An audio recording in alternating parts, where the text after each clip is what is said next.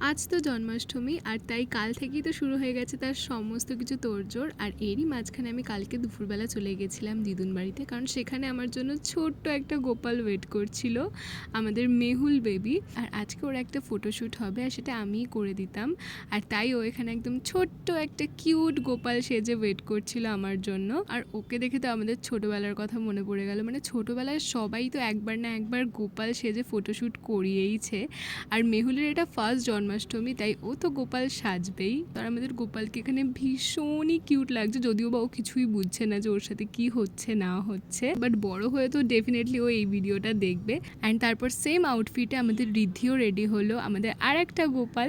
তো ওরও কয়েকটা ফটোশ্যুট করলাম। আর লাস্টে না মেহুলকে রাধারানী সাজানো হয়েছিল, যাতে ওকে আরও কিউট লাগছিল। আর এখানে রাধাকৃষ্ণের ডুয়োটা কিন্তু খুবই কিউট লাগছে।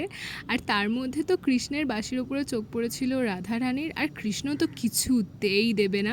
তো সেই নিয়ে তাদের একটা ছোট্ট মিষ্টি খুনসুটির মুহূর্তও তৈরি হলো। আর এই হলো ফটোশ্যুটের কয়েকটা ফটোজ। আর জন্মাষ্টমীর মিনি ব্লগটা কিন্তু থাকছে নেক্সট শর্টে, so stay tune for that.